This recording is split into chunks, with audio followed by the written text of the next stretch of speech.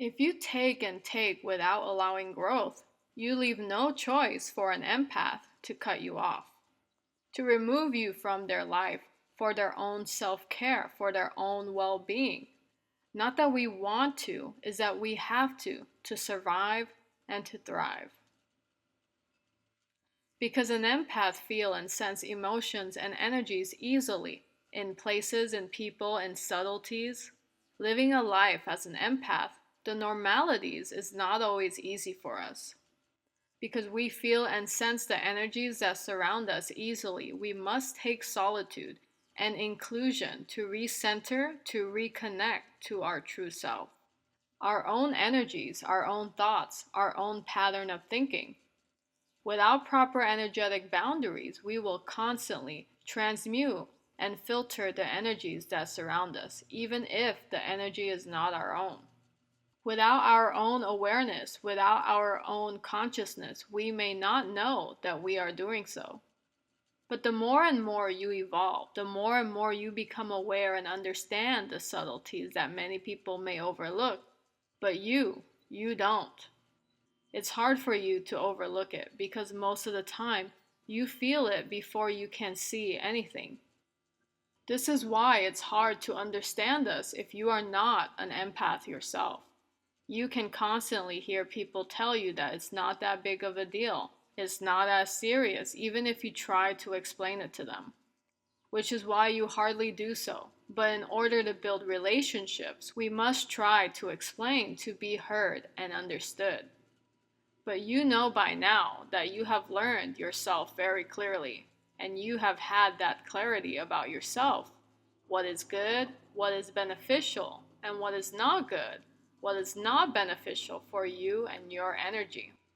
Maintaining your energy and having a regular energy maintenance is crucial and necessary for an empath to thrive, to feel safe and secure within themselves, to know and understand what is theirs and what is of others.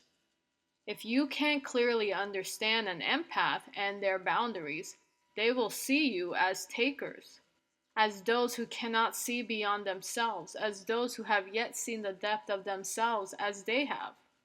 When an empath establishes you as a taker, no matter how much we are fond of you, we simply understand the most important meaning is that you cannot comprehend and understand me as clearly as I can understand another human being as you.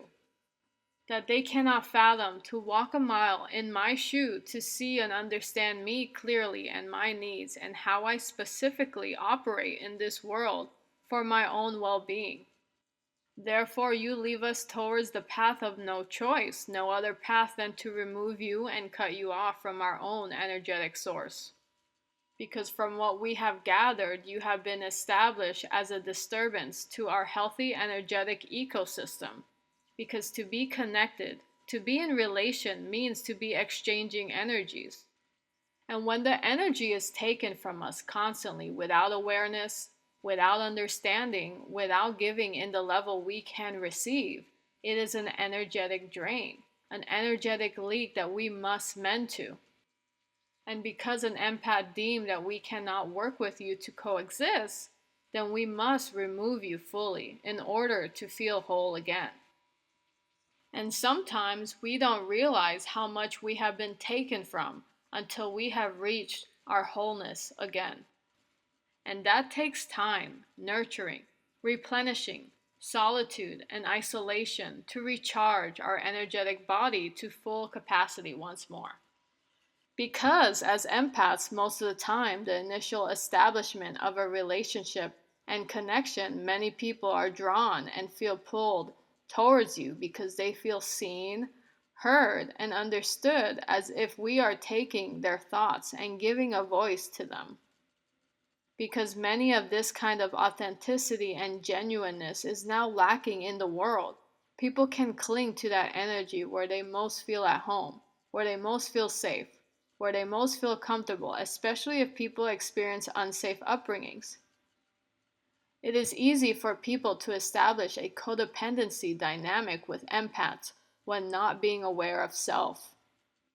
Is there any moment within your life where people have shown obsessive behavior once they have discovered your existence? And I'm not deeming this as bad because good people are hard to find and they can become addictive. These people don't know better in how to respond or react, so they may have slight obsessive behavior. Assert yourself when needed while still giving them grace. Because not all have ill intentions, they just don't know how to respond and act towards you. And merely they're like a child full of excitement to find such a gem as you. They are contained with excitement, which is important to establish those boundaries, especially energetically, to safeguard enough of your own energy for your own replenishment. We have full control of ourselves and what goes, so teach others how you would like to be treated gracefully. And if you experience difficulty in doing so, and if you experience your relationship starting this way, recognize and ask yourself, can this person show up for me the way I need them or when I am in need?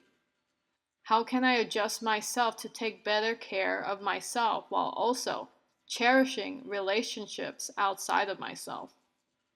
What steps do I need to take in order to ensure I'm taking care of my energetic body and my energetic hygiene? These are some questions to ask yourselves and to keep in mind when dealing with others. Thanks for listening and receiving this message. Please take what you need and let go of the rest. If you have enjoyed this content and it resonates, please support in any way you can. Like, share, and subscribe to this channel. If you're interested in working with me as a life coach, or if you need more information about my coaching services and specialties, I'd be happy to give you more information. Please email me. My email is down below, and I wish for all to find what they're seeking.